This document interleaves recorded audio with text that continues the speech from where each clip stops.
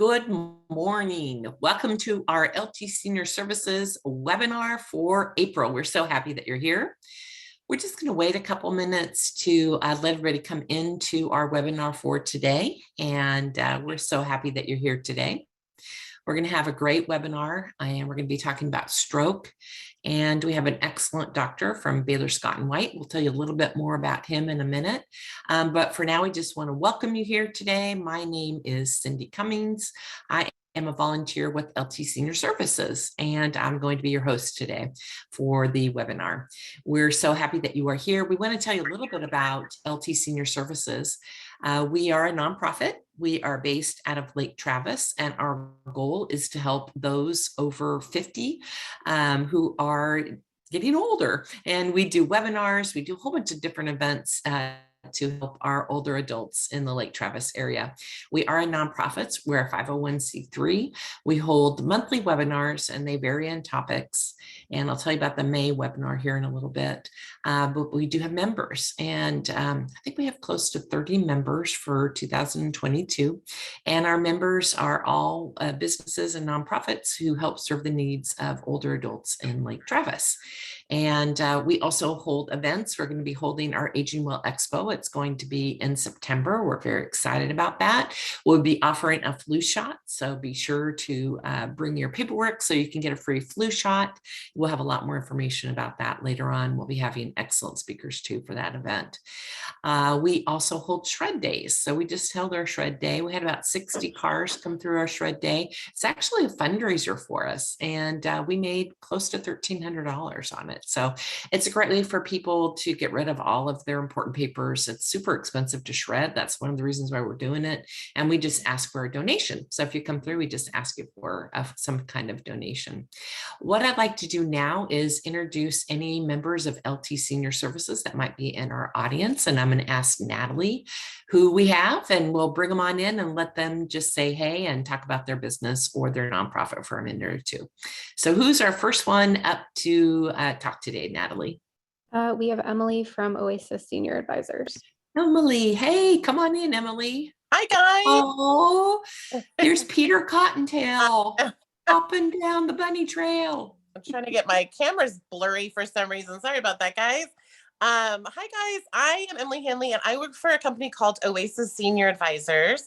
And basically, we're just like the Lake Travis Senior Service. We are here to help you navigate through the senior industry. And our advisors can address concerns seniors and their families have about health, about housing, or other issues on aging. And we're a free and confidential service. So let me know if you have any questions. I know, Emily, you've been a great resource, your company, for a lot of my clients, because we'll have strange questions like, can we qualify for VA benefits? When does Medicaid kick in? When does long-term care insurance start to pay for senior living? And what I found is that you are all a plethora of knowledge, and you help, and you're free. So yeah, we really appreciate you being part of LT Senior Services. We do. Good. And we'll be at the Aging Expo, so you can come see us. Excellent. Thank you, Emily. Happy holidays. Yeah. Natalie, is there anybody else who wants to come in and say hey? I think next would just be Jennifer. All right. Okay.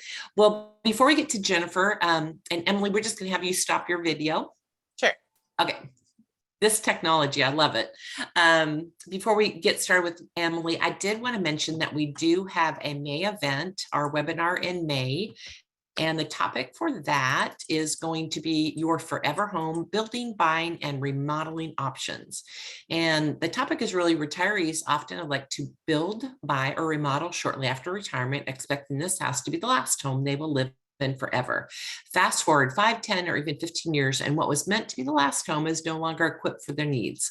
So in this particular seminar, we're going to share key considerations when building or buying or remodeling to stay put in for your older age, and learn more about affordable accessibility, universal design, remodeling ideas, resale considerations, and cost saving information. So super excited for that. In June, we're going to talk about senior employment opportunities. And what we have found is, since we're living longer, that many people want to continue to work longer too, not just financially, but just to bring one and have something interesting to do. So we're going to talk about opportunities as we age. We are learning that there are many creative ways to continue to work. We had one speaker for another organization talk about working from your RV as you RV across the country. So it's going to be a really interesting webinar, and we hope that you'll come again in June. So without further ado, Jennifer, come on in.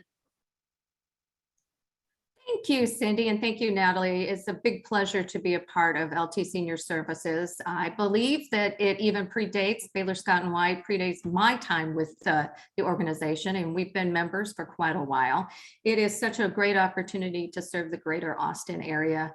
We have been providing healthcare close to home. We have so many clinics and specialty clinics throughout the area, and we have 7 hospitals now in the greater Austin area. So you don't have to travel far to get the healthcare you need and deserve. We even offer virtual visits, so you don't even have to leave your home. We'll come to your home with our award-winning app that's online. You can talk to the doctor just as we are today. And I'm very excited about all the wonderful doctors that we are bringing to the greater Austin area. So you also don't have to travel outside the region for a specialist. And we're providing one for the conversation today. And Cindy, I am going to let you do the introductions. And I'm very thrilled about this opportunity. So thank you again. Thank you, Jennifer. And actually, Baylor Scott and White was one of the founding members. They came on board when we were just starting to talk about doing a group like this, and they were instrumental in our initial success and helping us to earn the 501c3. So we are forever grateful to Baylor Scott and White. So without further ado, I will introduce our panelists. Imagine that he is having trouble with his computer. That never happens, right? But luckily we have figured it out. He's going to be available via phone, and then he also has a slide presentation that he's going to be able to present. So don't worry if you can't see him, you will hear his voice. But let me just introduce him quickly. His name is Dr. Blake Harrison, and he was born in Baytown, Texas. He graduated from Texas A&M with honors, and he has a distinction of being board certified in 3 disciplines: general surgery, I can't say this, another kind of surgery, and vascular surgery. He is a proponent for education. In addition to being a surgeon, he also has been an instructor for Baylor College of Medicine Physician's Assistant Program. His membership in several professional associations keeps him on top of the latest technology in 3 fields. He married his high school sweetheart, Denise, and they have 4 grown children. He and his wife moved to Austin from Tyler, Texas, to be closer to their children. They look forward to getting involved with their community and giving back. So without further ado, I'm going to go off camera, and Dr. Harrison, take it away. All right, good morning. It's certainly a pleasure to be here. Can you hear me? We can. We can hear you great. Okay, super. All right. Well, thank you very much. We're talking today about carotid stenosis. The reason we talk about carotid stenosis is because of the bigger issue, which is really stroke in this country. And stroke is the 5th leading cause of death in the United States. And in fact, it's the 1st leading cause of cardiovascular death in the US. And there's approximately 795,000 strokes a year in our country. Those tend to occur in older patients greater than 65 years of age. And also African American patients have a twice as high risk of stroke, first stroke, as opposed to other races. So African American folks are at higher risk. These are the associated risk factors for stroke: high blood pressure. Doctor, your presentation is not on. Did you want to pull up your slideshow? Well, I think I've done that. I thought I had. Oh, no. You remember you stopped sharing your screen, so now you have to share your screen again. Let me try this again. There we go. Yay. All right. Got Okay. it. Thank you, doctor. All right, back to stroke. All right, these are the associated risk factors for stroke: high blood pressure, tobacco use, that includes smokeless tobacco and vaping as well, diabetes mellitus, both type 1 and type 2, kidney failure or kidney insufficiency, increased cholesterol, obesity, And if there's any other associated disease with blocked arteries, such as coronary artery disease or peripheral vascular disease, that also is an associated risk factor for having stroke. This is a very important slide. This is the slide that you'll see most likely if you were to Google stroke. It's important that everyone understand what the symptoms of stroke or transient ischemic attack, which is basically a mini stroke, are. And if you or anybody in your family has any of these symptoms, it's important that they seek medical care immediately. Sudden trouble speaking, that's known as aphasia. Sudden numbness or weakness on one side of the body or face. Sudden loss of vision in one or both eyes. Sudden severe headache.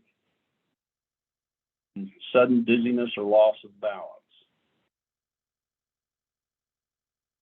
Now, when we talk about stroke, and specifically in carotid artery stenosis, the reason we're concerned about carotid artery stenosis is because it accounts for about 10 to 20% of all strokes, or nearly 200,000 strokes in this country a year.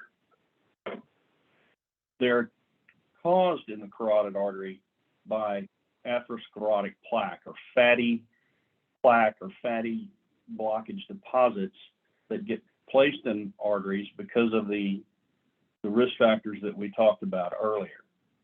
There are really three mechanisms. There are three mechanisms of stroke, and I'll go through that. But first of all, the carotid artery is here. You've got two of them, one on each side, a left and a right. This is the common carotid artery that come off of the aortic arch, and it splits into two. One side, the external carotid artery, supplies the face. This side, the internal carotid artery, is actually the main blood supply to the brain. There are essentially four blood vessels that supply blood to the brain. Two in the back, called the vertebral arteries, which we're not talking about today, and two in the front, called the carotid arteries.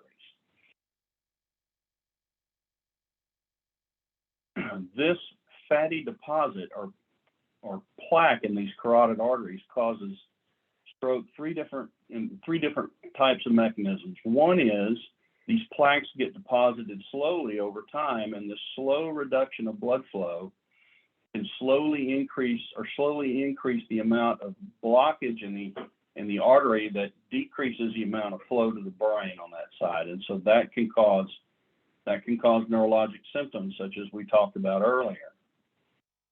Another more common cause of carotid artery stroke is from embolism. These plaques they're not built like, say, pearls in an oyster, where you get a hard shell, a thin layer gets deposited every so often around a hard, small center.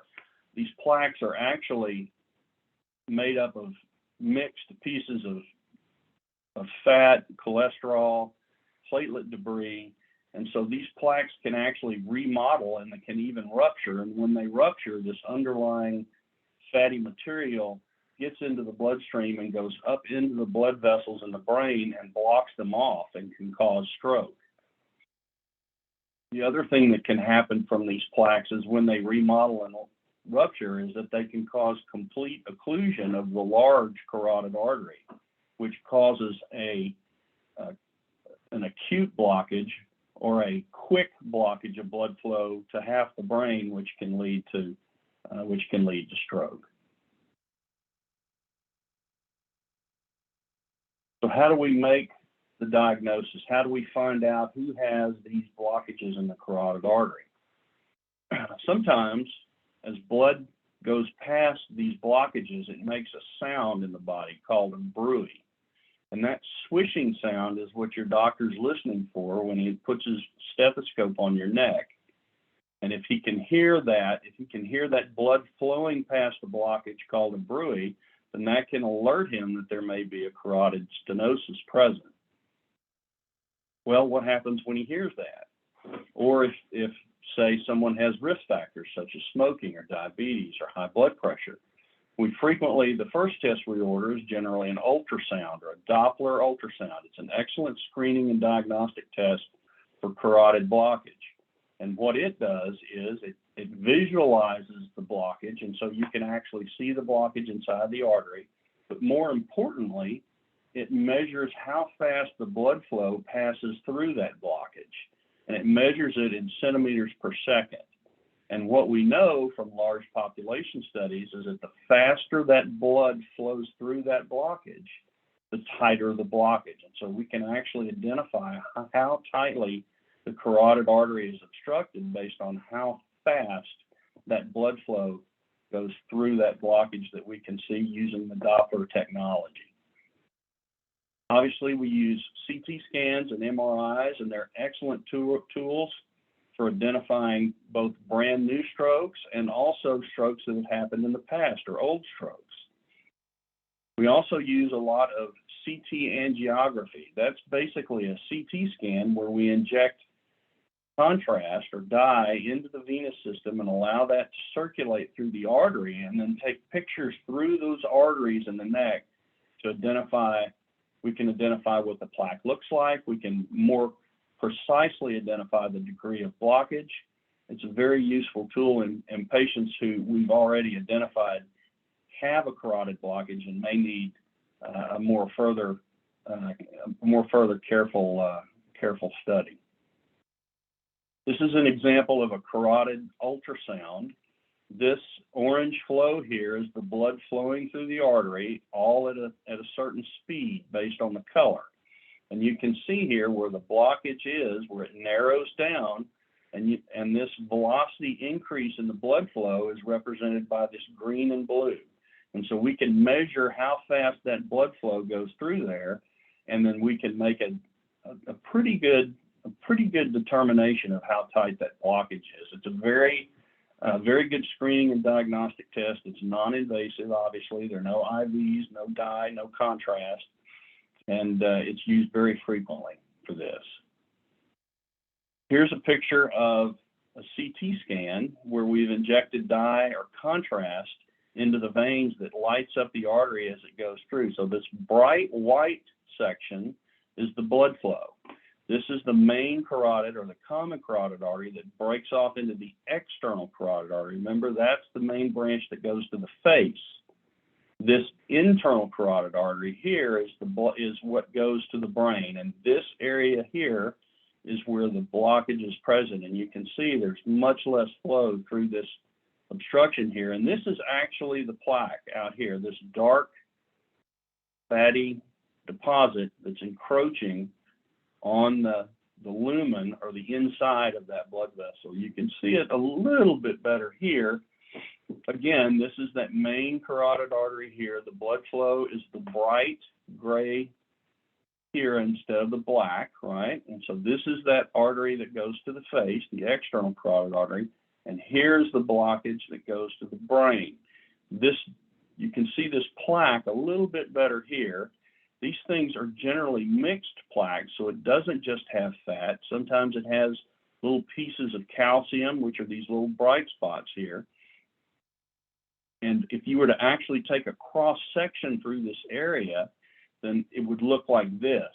And you can see that this is all blockage and plaque. And here is the blood, here's the blood flow. So you can see that's a very tight blockage through that artery. If you take a cross section here up above where this blockage is present, you can see that this entire artery fills with blood. And so it's what we would call normal, basically normal flow through there, as opposed to this just small amount getting through here because of this big fatty blockage right here. All right, so as far as medical treatment and prevention for carotid disease, what can we do to try and prevent it? And what can we do to treat it if we find it? Well, the most important thing is to try and control our risk factors. All of the things that we talked about before that lead to high risk for these types of blockages, we want to control those. We want to stop all tobacco use. We need a healthy weight with exercise. Exercise can help us control our weight and also can help us control things like blood pressure and blood sugar. We want to control and treat our high blood pressure. So we want to make sure that we're taking our medications appropriately and checking on our blood pressures frequently, which is something obviously that the primary care doctors do quite a bit. We want to control and treat our lipids. So The cholesterol in our blood, if it's too high, then we want to be on a medication to try and lower that. And that's where statins come in. And they're used very frequently in this situation, things like Lipitor, to lower the cholesterol so that we don't have so much of this fat in our blood that can get deposited into these blockages. We also use medicines to decrease clotting. The most common would be a baby aspirin, 81 milligrams. We give that to try and decrease. What that does is that it's a platelet inhibitor, so platelets are not as likely to clump and begin to form clots. Aspirin will help to prevent that, and it's been shown in several population studies that patients who have cardiovascular disease or have carotid blockage, that their outcomes are much better if they're on daily aspirin. Now, not everyone at this point needs to be on aspirin above age 65. There's some other risk factors there that you need to talk to your primary care doctor about. But if you're at high risk for cardiovascular disease or carotid stenosis, or have known cardiovascular disease or carotid stenosis, then it's quite likely that your doctor will recommend low-dose aspirin. And then obviously when we want to control and treat blood sugar to prevent and to treat diabetes, which is also one of the risk factors for these fatty deposits.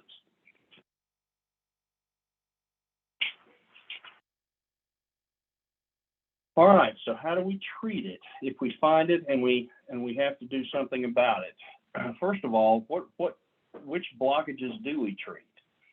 Well, for the most part, any carotid blockage that causes a stroke or mini stroke is something that we would look at for treatment.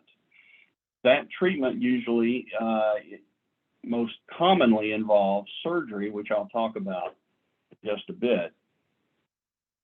The other type blockages in the carotid artery that we would be very concerned about and talk about surgical treatment with are what we call high-grade or high degree of blockage asymptomatic carotid disease, meaning patients that have, say, if you're a female, 80% or better blockage in the carotid artery, we know that your risk of stroke goes up, even if you're not having symptoms.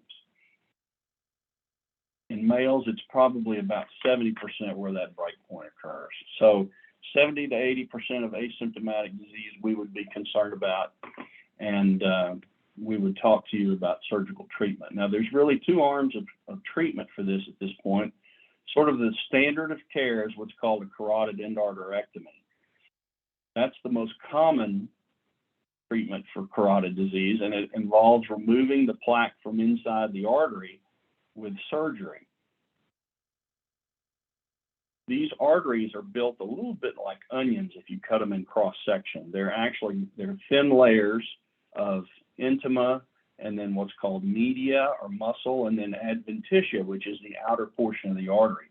You can actually open these arteries up, and then being very careful, you can sort of layer the plaque out of the artery. And once you've done that, you've fixed that obstruction, you've removed that plaque so it can't rupture, it can't embolize, and it can't obstruct. Now, we also use carotid angioplasty, which is basically a balloon and stent procedure, the same sort of thing that's done in the heart and other parts in the peripheral vasculature. And we generally use it for higher risk patients because it consists of using a balloon to sort of crack the plaque. So we don't remove the plaque, we just sort of traumatically break the plaque and then place a metal stent across the blockage to keep it open. The issue there is, what I frequently tell my patients is that, using a balloon to open an artery is a little bit like trying to remodel your living room with a hand grenade. It's a very traumatic procedure. And what we worry about with carotid angioplasty is breaking off pieces of that plaque and having it go upstream into the brain and cause a stroke. So we frequently use what's called a distal protection device, which is almost like a seine net or something that can catch that debris as it goes up into the brain. And we use that frequently when we do carotid angioplasty and stent. And so these are the two most common ways that we treat carotid blockage when it occurs. The more standard of care would be an operation where we can control the artery on both sides. We can remove the plaque, prevent any distal embolization. Carotid angioplasty, we generally reserve that for higher risk patients. This is what one of these plaques looks like inside the artery. You can see this sort of smooth internal lining. This is the common carotid, and this is the internal carotid artery, so the head is up here.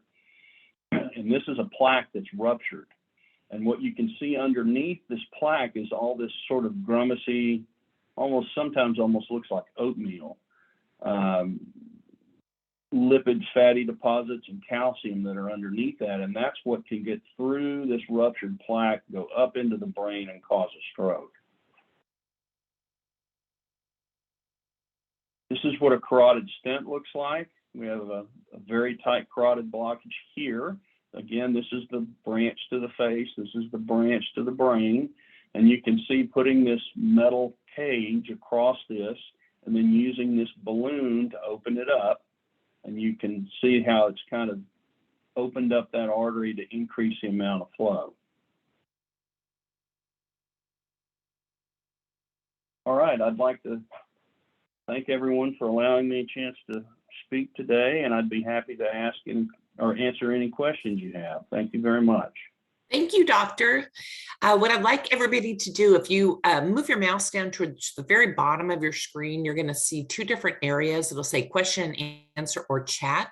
And in there is where you can ask any questions for the doctor. So we're just going to wait a minute, Doctor, if you don't mind, and we'll see if we have any questions from our participants. So great information. Thank you so much for sharing. I like the way that you explain it in a very common manner. I could understand it. I'm not going to medical school, but I could understand everything that you're saying. So I really appreciate you breaking it down for us in a way that we can all understand it. It's very helpful. We have somebody who's saying, could you please go over the last two slides? So you would just back up on your slides and maybe look at those again. Okay, so just review that one again for us. Okay, this is a carotid artery that's been opened, and they're doing a carotid endarterectomy, or they're removing the plaque from inside the artery. This is the common carotid artery here. This is the one that comes up from the chest. This is the internal carotid artery here that goes up to the brain. This plaque is what's blocking off the artery. And what's happened here is this plaque is ruptured. What they're doing is peeling this blockage out of this artery. And you can see sort of this grummacy looking old clot and pieces of cholesterol and fat and calcium that make up this plaque. It's not just this smooth, shiny, again, the thing that I usually talk to patients about is like a pearl. It's not a pearl. It's almost, I don't know, kind of like an M&M. It'd be a hard candy shell, but inside it's mushy. And so this is what actually gets through this area and goes up into the brain and causes stroke. And then stenting, this basically is what I talked about here. This is a blockage in the carotid artery here. And what you do is you put a stent in, which is this metal cage that helps prop the artery open. Then you put a balloon inside of that and inflate the balloon, and that pushes the walls of the stent out and pushes the walls of the stent out, so it opens up this blockage so it's not tight like it was here. It's got much better blood flow through it here. Makes sense. Let me see if I think we have some other questions. Okay. Are there any screening options? There is the best screening option really is ultrasound. And that is, that's something that you should speak to your primary care doctor about. You can go to some health fairs and there's a company called Lifeline, I think, that does some carotid screening, also screens for aneurysms, and also does some peripheral vascular screening as well. But I'm not familiar with if they do that here in Austin or not. But the smartest thing to do is to talk to your doctor about this and tell him, what your concerns are, and he can go over risk factors with you. And if it's appropriate, then I'm certain that an ultrasound is the best screening tool, clearly. Very good. Are there any kind of supplements that can help keep the arteries more flexible? We don't really, there aren't really any over-the-counter supplements that have been shown, but there haven't been very many good studies on these either, quite frankly. The good studies on the medicines for arterial disease are really most of the ones that you see about the heart, and they're pharmacologic studies. They're studies with things like Plavix or Eliquis or Effient or aspirin, and then things with statins and Lipitor and atorvastatin, those sorts of medications. Those have got really good scientifically designed and implemented studies. None of the supplements out there that I'm aware of really have anything more than just sort of anecdotal data, and I wouldn't put much stock in it at this point. Very good. Another person's asking, just as we have colonoscopies and mammograms, should we have tests on our carotid arteries on a regular basis as a means of early detection and stroke prevention? I think that if you have risk factors for carotid disease, then certainly you should have a screening carotid duplex. Now, based on that result will be whether or not you have to have that going forward. It's a little like colonoscopy. If you have a colonoscopy and they don't find anything, they tell you to come back in 10 years. In carotid disease, we don't really know how frequently we should screen people. And so what generally happens is people who have risk factors get a screening, and let's say they have a 40 to 50% blockage. Well, then you know that you'll have to check them every year or every 2 years. Or so let's say they have a 15% blockage. Well, that's a patient that we would probably check, maybe never again, depending on how old they are and what their risk factors are. Or maybe it's somebody that we would want to check on again in 5 years if, say, they had controlled hypertension and diabetes. And so it really depends on what your risk factors are and what your carotid artery looks like at the time that it's imaged as to when you would follow that up. That makes sense. Well, somebody else is asking, along with other health improvements, can eating garlic be helpful in preventing artery stenosis? Not that I'm aware of. I do like garlic, though. Yeah. Okay. Any other questions from the audience? I think we've answered everything at this point. May I just jump in very quickly? This is Jennifer again. Sure. And I'm sorry, I don't have video today either. I do want to apologize for that. No worries. I just wanted to point out that the 3 disciplines that Dr. Harrison is specialized in is general surgery, colorectal surgery, and vascular surgery.